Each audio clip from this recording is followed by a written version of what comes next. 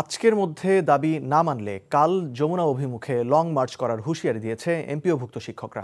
দুপুরে পুলিশি ব্যারিকেড উপেক্ষা করে জাতীয় শহীদ মিনার থেকে শাহবাগে অবস্থান নেন তারা। ঘণ্টা দুয়েক শাহবাগ মোড়ে অবস্থানের পর আবারও শহীদ মিনারে ফিরে যান আন্দোলনকারীরা। প্রজ্ঞাপন না দেয়া পর্যন্ত রাজপথ ছাড়বে না বলেও জানিয়েছেন তারা। তামজিদ সুমনের রিপোর্ট।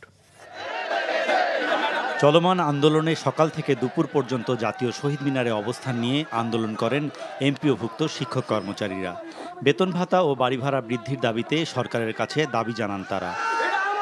শিক্ষকদের এই আন্দোলনকে যৌক্তিক দাবি করে তাদের সাথে একাত্মতা জানাতে শহীদ মিনারে আসেন এনসিপি নেতারা। বলেন, শিক্ষকদের দাবি পূরণ না হলে তাদের পক্ষে মাঠে নামবে এনসিপি সহ দেশের সাধারণ মানুষ। বাংলাদেশের শিক্ষক এবং শিক্ষার্থী শহীদ মিনারে এসে হাজির হবে।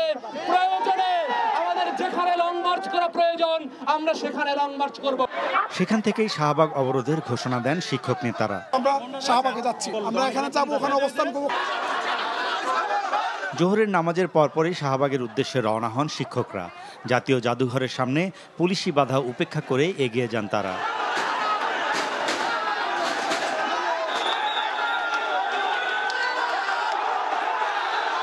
এক পর্যায়ে শাহবাগ মোড় অবরোধ করেন শিক্ষকরা। এতে আশেপাশের রাস্তায় যান চলাচল বন্ধ হয়ে যায়। টাকার সমস্যা দেখাইতেছে, আমাদেরকে বলতেছে যে রাষ্ট্রীয় কোষাগারে টাকা নাই, কিন্তু আমরা ট্যাক্স দিই। এই দেশের হাজার হাজার কোটি টাকা বিদেশে চলে যেতেছে, আমাদের বাড়ি ভাড়ার জন্য ৫-৭ হাজার টাকা ৮ হাজার টাকা হয় না। এটা আর কতবার আন্দোলন করা রাখবে আমরা? বেতনের 20% বাড়ি ভাড়া সহ চিকিৎসা ও উৎসব ভাতা বৃদ্ধি করে প্রজ্ঞাপন জারি না হওয়া পর্যন্ত এই আন্দোলন চালিয়ে যাবার ঘোষণা দিয়েছেন শিক্ষক নেতারা। Tamjid Suman, NTV news, Dhaka. এ নিয়ে আরও খবর জানতে যাচ্ছি শাহবাগে। সেখানে আছেন স্টাফ করেসপন্ডেন্ট ইফতেখার রেজা। ইফতেখার, শাহবাগে আন্দোলনের সবশেষ কি পরিস্থিতি দেখছেন? ধন্যবাদ মুশফিক।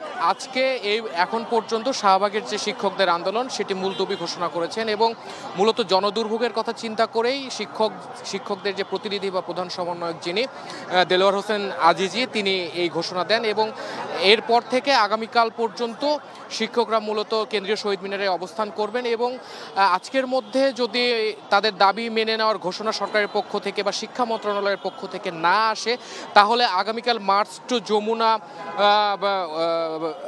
কর্মসূচি ঘোষণা করেছেন শিক্ষকরা। এবং আমি আপনাকে আরও জানিয়ে রাখতে চাই যে আজকের মতো কেন্দ্রীয় শহীদ মিনারে শিক্ষকরা ফিরে গেলেও দাবি আদায় না হওয়া পর্যন্ত মূলত তারা এই আন্দোলন চালিয়ে যাবেন বলেই জানিয়েছেন। আর এর আগে মূলত দুপুরের দিকে ঠিক 2টোর দিকে কেন্দ্রীয় শহীদ মিনার থেকে শাহবাগের উদ্দেশ্যে রওনা করেন, পদযাত্রা করেন শিক্ষকরা এবং এতে পুলিশে বাধা দিলেও পুলিশের বাধা বা ব্যারিকেড সরিয়ে দিয়ে শিক্ষকরা মূলত এই শাহবাগ মোড় অবরোধ করেন এবং তারা কিছুক্ষণ আগ পর্যন্ত অবস্থান করেছেন এই শাহবাগ মোড়ে। এখন অনেকখানি বা বেশিরভাগ শিক্ষক যারা রয়েছেন তারা শাহবাগ মোড় ছেড়ে চলে গেছেন। গুটি কয়েক শিক্ষক এখানে অবস্থান করছেন, তবে যান চলাচল স্বাভাবিক হচ্ছে ধীরে ধীরে এই পর্যন্ত। তো এই ছিল শাহবাগ মোড় থেকে শিক্ষক আন্দোলনের সর্বশেষ তথ্য। জানছিলাম শিক্ষকদের আন্দোলন কর্মসূচির সবশেষ খবর।